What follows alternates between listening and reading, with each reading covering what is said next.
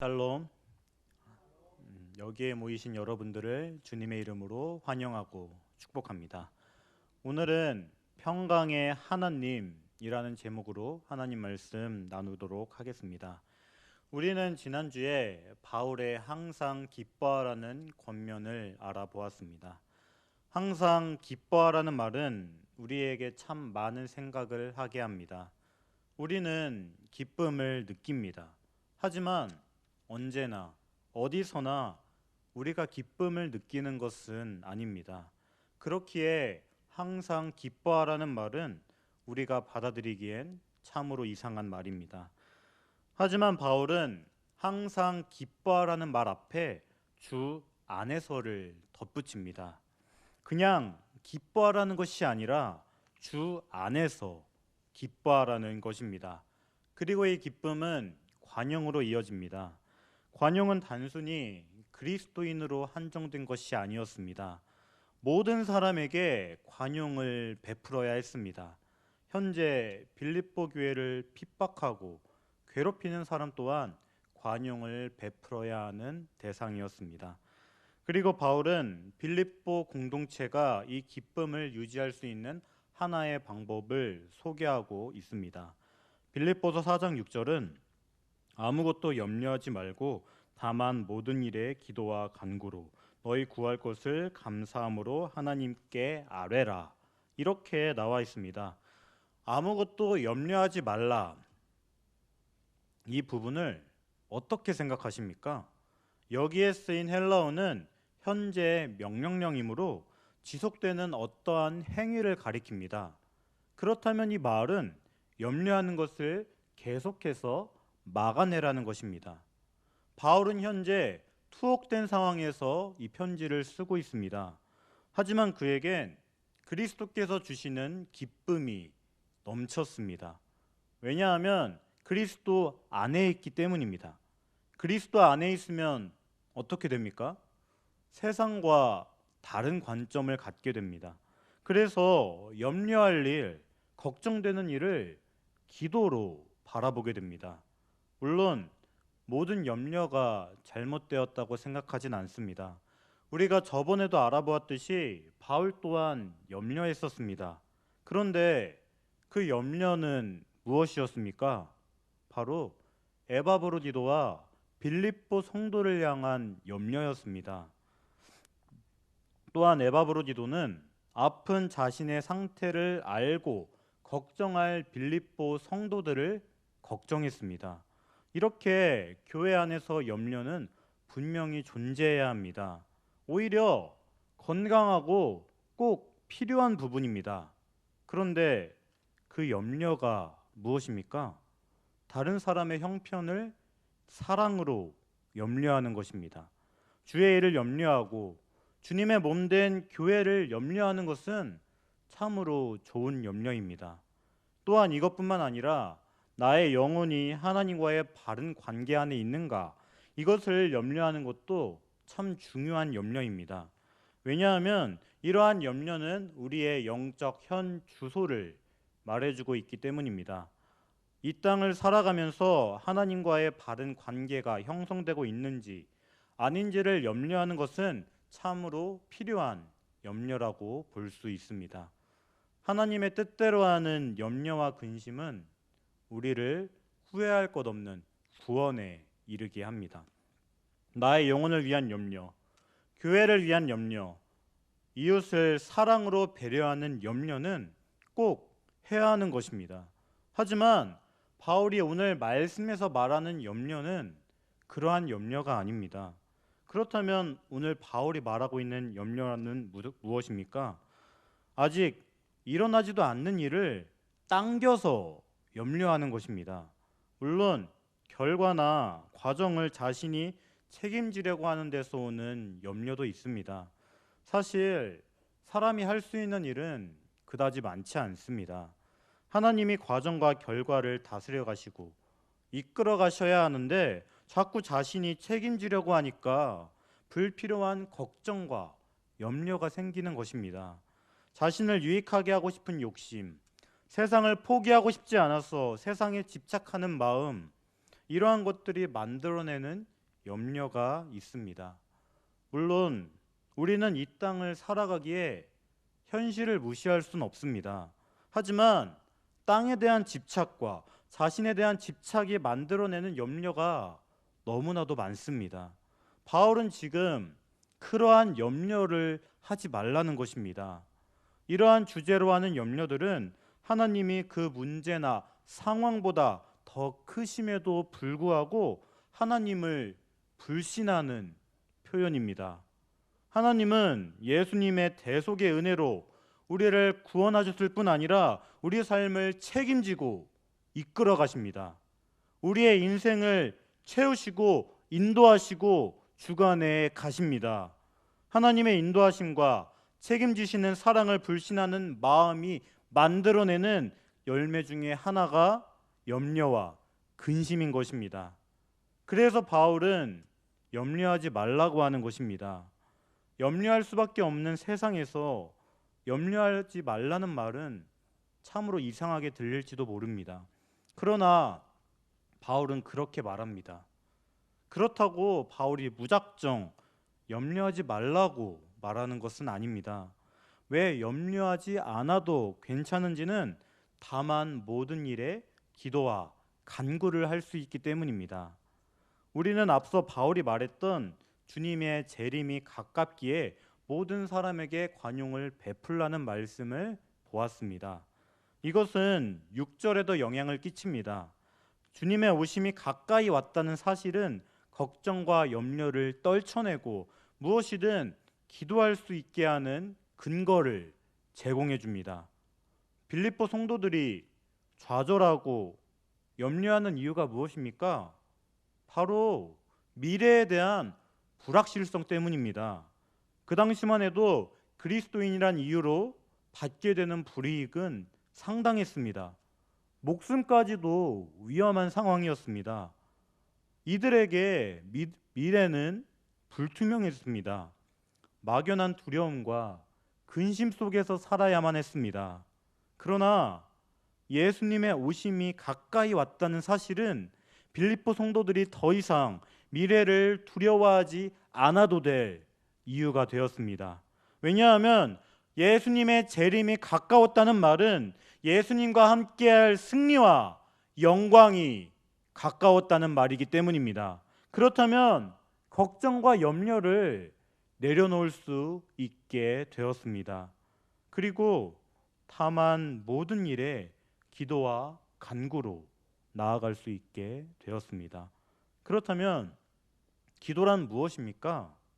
이 말은 한자어로 빌기와 빌도를 사용해서 빈다라는 표현을 강조하는 표현임을 알 수 있습니다. 그리고 기도로 번역된 헬라어 프로시케는 간구하다, 간청하다로 사용되는 단어였습니다. 즉 기도란 우리나라 말로 보나 헬라어로 보나 요구하다, 간구하다, 빌다의 뜻이 있는 것을 알 수 있습니다. 그렇다면 기도가 단순히 구하는 것입니까? 그렇지 않습니다. 기도는 하나님과 대화하는 것입니다. 요구하는 것과 간구하는 것은 대화 안에 포함된 내용일 뿐입니다. 이것은 구약 성경을 보아도 충분히 알 수 있는 내용입니다. 사랑하는 성도님들, 하나님과 대화하는 장소로 들어가면 어떻게 됩니까? 그 순간만큼은 우리를 둘러싼 문제들이 사라지게 됩니다. 하나님이 중심이 됩니다. 하나님이 어떠한 분이신지 되새기게 되고 그분께 경배와 찬양을 할 수 있게 됩니다. 하나님께 전적으로 의지하게 되고 동시에 하나님에 대한 완전한 신뢰를 표현하게 됩니다. 그리고 바울은 하나님께 간구하며 아뢰라고 말합니다. 물론 하나님은 이미 우리의 모든 문제를 알고 계십니다. 그러나 우리가 그 문제를 마음과 생각에서 끄집어내 올려놓기를 바라고 계십니다. 그 올려놓는 것이 바로 우리가 하나님을 의지한다는 믿음의 표현입니다. 그 문제에 대해 하나님이 역사하실 공간을 만드는 것입니다. 마음과 생각에 갇혀 온갖 걱정을 유발하는 문제들을 하나님이 해결할 수 있도록 문을 여는 것입니다. 우리 문제를 아예 하나님께 내려놓고 더 나아가 우리가 손 쓸 수 없도록 던져버리는 것입니다. 우리가 할 수 있는 일은 별로 없지 않습니까? 그러나 하나님은 하실 수 있습니다. 천지를 창조하신 전지전능한 하나님이 우리를 사랑하십니다. 하나님은 우리를 친히 자녀로 삼아주셨습니다. 우리는 그 사랑에 힘입어 하나님께 아뢰 수 있습니다. 자기 문제, 걱정, 근심, 이 모든 것을 하나님께 온전히 맡길 수 있게 되는 것입니다. 그리고 바울은 단순히 기도와 간구만을 말하지 않습니다. 감사함으로 하나님께 아뢰라고 말합니다. 기도와 간구가 미래에 하나님이 역사하실 것이라는 소망의 표현이라면, 감사는 하나님의 주권에 대한 인정입니다. 우리는 수많은 기도를 합니다. 그러나 모든 기도가 응답되진 않습니다. 그럼에도 우리는 감사할 수 있습니다. 왜냐하면 우리에겐 응답되지 않는 기도 제목과 동시에 응답된 기도 제목이 수도 없이 많기 때문입니다. 우리 삶에서 역사하신 하나님의 은혜에 집중하면 감사할 수 있습니다. 그리고 이미 하나님은 우리에게 너무나도 큰 선물을 주지 않으셨습니까? 바로 예수 그리스도를 이 땅에 보내셔서 우리 죄를 용서해 주신 그 은혜입니다. 우리는 그거 하나만으로 감사하며 기도할 수 있습니다. 사랑하는 성도님들, 기도의 골방에 들어가서 마음껏 마음을 쏟아넣고 감사함으로 기도하시기 바랍니다. 마지못해 의무적으로 기도하는 것이 아니라 감격하면서, 즐거워하면서, 행복해하면서 기도의 자리에 들어가시기 바랍니다. 기도의 골방을 누리고 기도의 문을 열어젖히는 일들을 하면서 세상을 살아가시기 바랍니다. 하나님은 독생자 예수 그리스도를 아끼지 않으셨습니다. 우리 죄를 대속하기 위해 십자가에 달려 죽게 하셨습니다. 우리를 위해 아낄 것이 하나 없는 하나님이 우리에게 염려와 근심을 주시는 이유가 무엇입니까? 하나님 앞으로 우리를 초대하는 것입니다.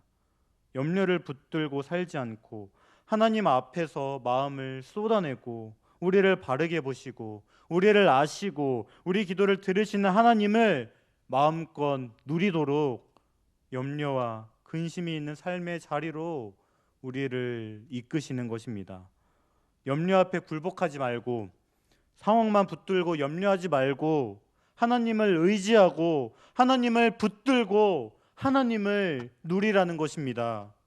그리고 바울은 7절에서 그리하면 모든 지각에 뛰어난 하나님의 평강이 그리스도 예수 안에서 너희 마음과 생각을 지키시리라, 이렇게 말씀하고 있습니다. 여기에서 우리는 하나님의 약속을 볼 수 있습니다. 그런데 이 말을 들어보면 조금은 이상하다고 느낄 수 있습니다. 왜냐하면 바울은 우리의 문제나 환경에 대해 전혀 언급하지 않기 때문입니다. 우리가 상식적으로 생각했을 때 하나님께 아뢰라는 말이 나오면 문제에 대한 해결이 나와야 할 것 같습니다. 그러나 바울은 우리가 간구하는 문제가 해결될 것이라고 말하지 않습니다. 성경은 그저 우리의 마음과 생각을 지킨다고 이야기합니다. 우리는 기도하면서 이러한 것들을 많이 경험하게 됩니다. 기도하지만 모든 것이 응답되진 않습니다. 현실은 바뀌지 않고 우리가 처한 상황은 똑같습니다. 우리는 이 말씀을 보면서 그냥 다 들어주시지, 왜 마음과 생각을 지켜주실까? 이러한 섭섭한 마음이 들 수도 있습니다. 그러나 사실은 기도 응답보다 더 본질적이고 더 구체적이고 실제적이고 근본적인 문제를 다뤄주시는 것입니다. 하나님의 관심은 우리를 둘러싼 환경이나 문제가 아닌 우리 자신에게 있습니다. 성경이 말하는 해결은 환경이나 문제가 바뀌는 것이 아닙니다. 그 환경에 짓눌려 있는 우리가 바뀌는 것입니다. 우리가 믿은 복음은 어떠한 환경이나 문제에서도 우리를 승리로 이끌어갑니다. 생각해 보면 염려와 근심은 마음에서부터 출발하지 않습니까? 마음이 어떠한 한 주제에 대해 염려하고 근심하게 됩니다. 그러면 이 마음이 불을 일으킨 근심과 염려가 생각을 거치면서 더욱더 커지게 됩니다. 거품이 일어나면서 그 염려와 근심이 커지고 많아지게 됩니다. 그런데 우리가 기도하고 하나님의 이름을 부르고 하나님께 마음을 쏟아놓으면 어떠한 일이 일어납니까? 하나님의 평강이 우리의 마음과 생각을 지킵니다. 여기서 지킨다로 사용된 헬라어 프루레우는 본래 군사용어로 쓰인 단어였습니다. 즉 무장한 군사가 성을 지키는 것과 같은 의미입니다. 로마 제국의 중요한 식민지였던 빌립보의 군사적, 경제적, 정치적 중요성은 이미 여러 차례 언급한 바 있지 않습니까?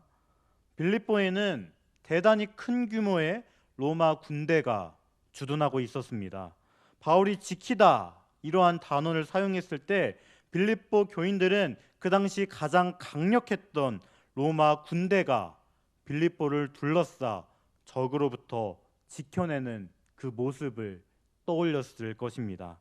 하나님의 평강이 무장한 군사처럼 우리의 마음과 생각을 지켜서 마음에서부터 염려가 일어나지 못하도록 하게 만드는 것입니다.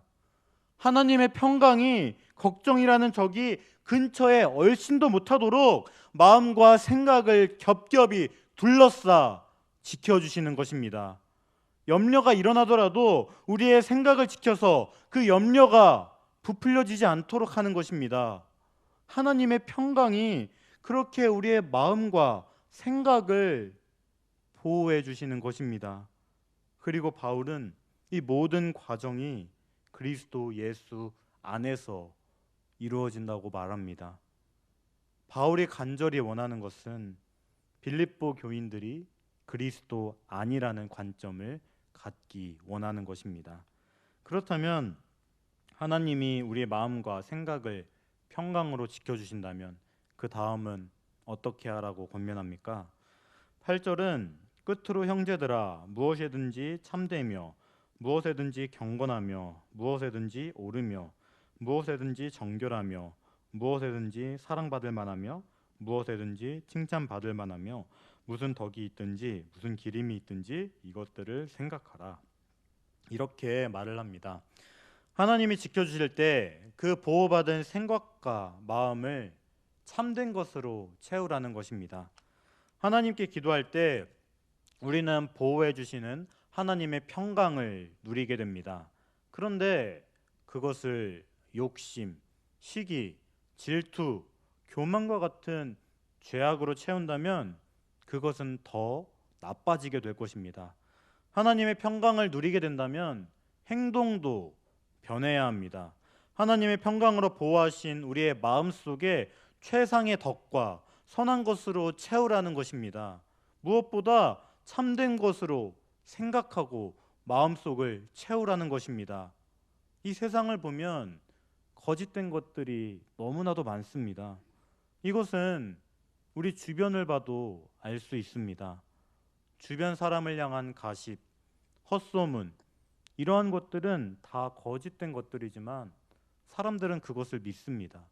그것이 참된 것이라 생각합니다.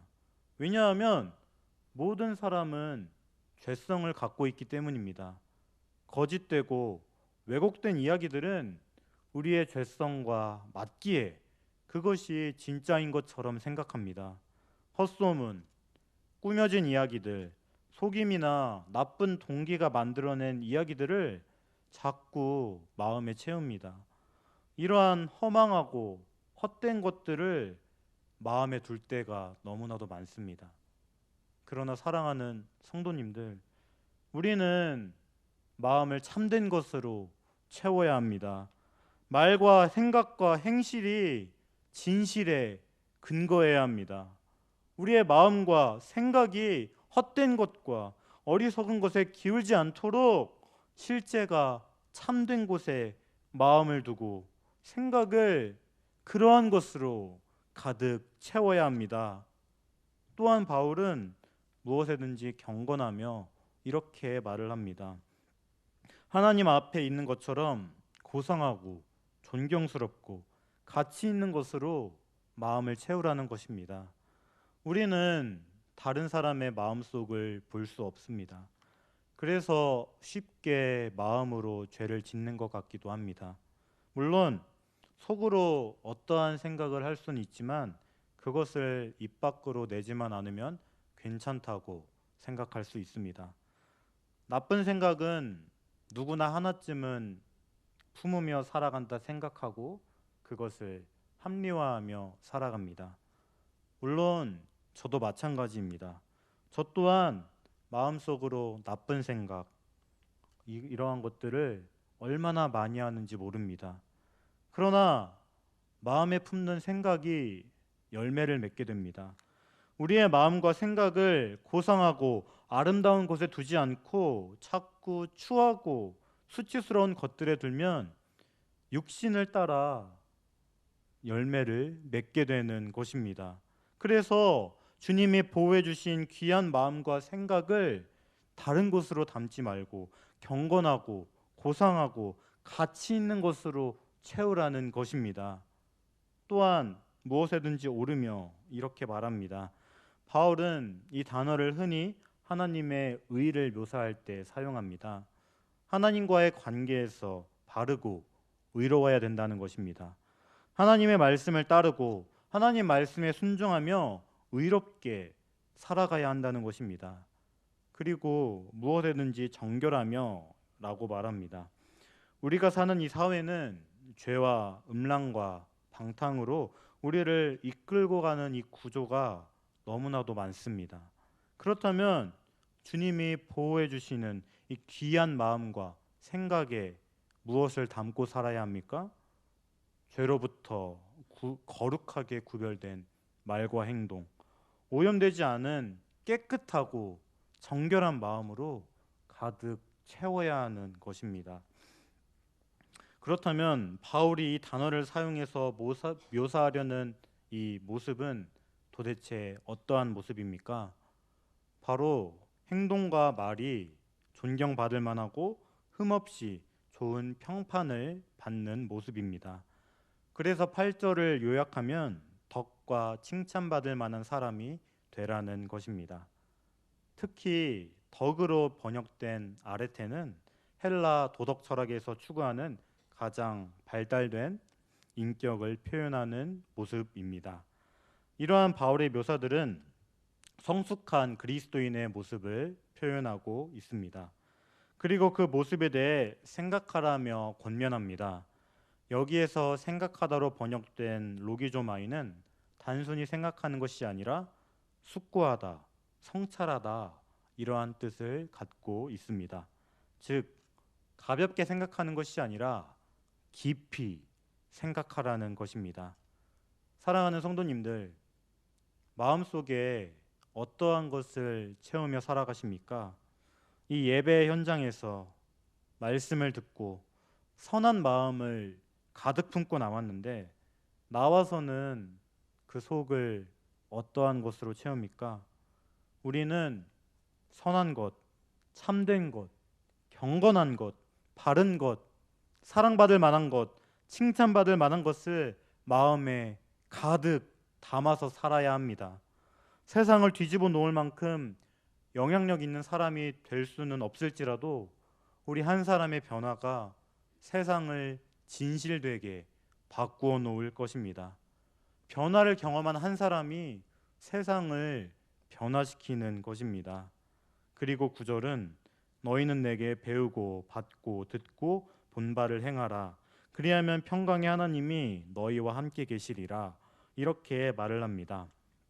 바울은 이미 4장 6절 7절에서 기도와 간구로 행할 때 하나님의 평강이 마음과 생각을 지켜주실 것이라고 말한 바 있습니다. 그리고 9절에서 바울은 자신에게서 배운 것과 받은 것과 듣고 본 것을 실천하면 평강의 하나님이 함께 하실 것이라고 말합니다. 하나님의 평강과 평강의 하나님이 마치 샌드위치처럼 본문을 구성하고 있습니다. 그렇다면 9절 말씀은 6절 말씀에 거슬러 올라가 볼 수 있습니다. 6절은 하나님께 기도하라는 말로 시작합니다. 하나님께 기도하라는 6절의 권면은 8절에 생각하라로, 8절에 생각하라는 9절에 행하라로 이어집니다. 즉 기도는 묵상으로, 묵상은 행동으로 이어지는 것입니다. 사랑하는 성도님들, 우리가 기도를 하면 하나님의 평강이 우리의 마음과 생각을 지킵니다. 그리고 그 마음과 생각에 최상의 아름다운 것, 덕스러운 것으로 가득 채워 넣어야 합니다. 그러나 그것이 끝이 아닙니다. 그 다음에 배우고 받고 듣고 본 바를 행해야 하는 것입니다. 그저 아름답고 고상한 덕을 자랑하고 높이고 박수치고 마음에서부터 동의하는 것으로 끝나면 안 되는 것입니다. 동의했다면 행함으로 살아가고 구체적인 삶의 자리에서 행함으로 나아가야 하는 것입니다. 물론 그렇게 사는 것 정말 쉽지 않습니다. 그렇게 살고 싶어도 우리의 마음 깊숙한 곳에 있는 죄성이 그렇게 살게 하지 않습니다. 선한 삶을 살려 하고 도덕적으로 윤리적으로 흠없이 살고 싶어 하지만 그렇지 못한 것이 현실입니다. 이것은 빌립보 성도들도 마찬가지였을 것입니다. 세상을 나가면 자신을 핍박하고 괴롭히는 사람들이 있었을 것입니다. 로마 황제를 주라 부르는 것이 아니라 십자가에 못 박혀 죽은 예수를 주라 부른다며 조롱하는 사람들도 있을 것입니다. 자기가 좋아하는 사람, 자신에게 친절을 베푸는 사람에게 하는 것도 힘든데 어떻게 그런 사람 앞에서 칭찬받을 만하며 덕 있는 사람으로 있을 수 있겠습니까?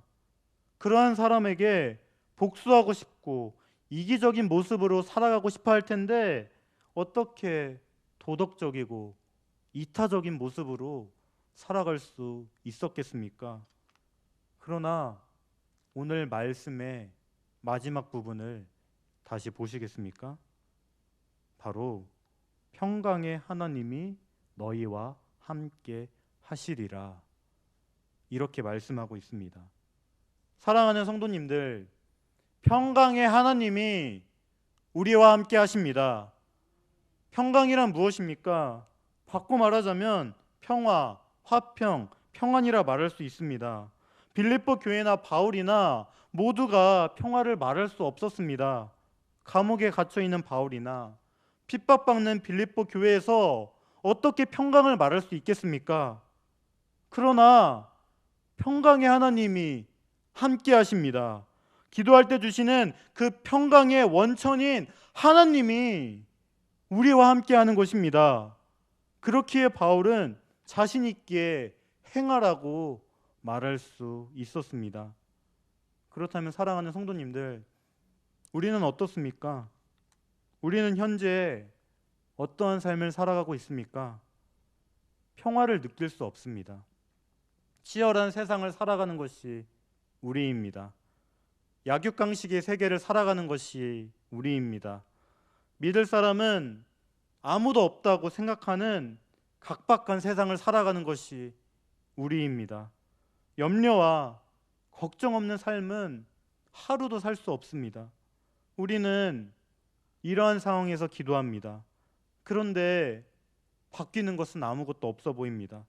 달라지는 것은 아무것도 없어 보입니다. 오늘 말씀처럼 기도하면 평강을 주신다고 말씀하셨는데 도대체 왜 우리의 삶에는 평강과 기쁨과 자유가 없는 것입니까? 우리는 이러한 상황에서 하나님이 나의 기도를 듣곤 있는 것인가? 이러한 생각이 들곤 합니다. 더욱 심해지면 하나님의 사랑을 의심하기조차 합니다. 그러나 하나님은 이미 예수 그리스도를 이 세상에 보내심으로 우리에 대한 사랑을 확증하셨습니다. 하나님은 우리를 구원하시고 자기의 자녀로 삼아주셨습니다. 이렇게 우리를 사랑하는 하나님이 우리의 기도를 듣지 않을 리가 없습니다. 사랑하는 성도님들, 하나님이 주시는 평강은 환경이나 상황이 아닙니다. 우리의 마음과 생각을 지키는 것이 하나님의 평강입니다. 이 평강은 어떠한 철학자가 말하는 것처럼 걱정 없는 상태가 아니라 평강의 하나님으로부터 오는 평강입니다. 그리고 우리의 마음을 지키시는 하나님의 평강이 우리를 변화시킵니다. 무엇이 참된 것인지, 무엇이 옳은 것인지, 무엇이 덕이 되고 칭찬받을 만한 것인지 올바로 판단할 수 있는 근본적인 변화가 일어납니다. 그리고 이것이 지적인 동의로 끝나는 것이 아니라 행동으로 나타나게 됩니다. 그렇게 우리는 험난한 이 세상을, 죄악으로 가득한 이 세상을 참된 그리스도인으로 살아갈 수 있는 것입니다. 사랑하는 성도님들, 우리는 다양한 상황을 만나게 됩니다. 어떠한 힘든 상황이 있고 어떻게 할 수 없는 자신 안에 있는 이 죄가 꿈틀거릴 때가 있습니다.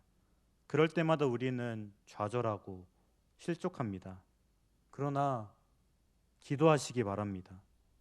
아무것도 염려하지 말고 다만 모든 일에 기도와 간구로 구할 것을 감사함으로 하나님께 아뢰시기 바랍니다.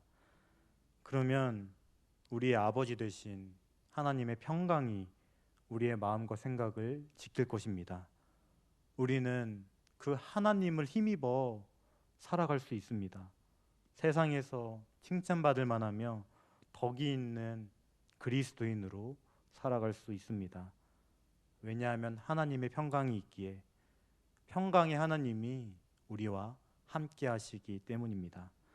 이 사실을 항상 기억하며 살아가시기 바랍니다. 그래서 하나님을 의지함으로 죄가 가득한 이 세상에서 참된 그리스도인으로 살아가시길 주님의 이름으로 간절히 축복합니다. 잠깐 말씀을 놓고 기도하겠습니다.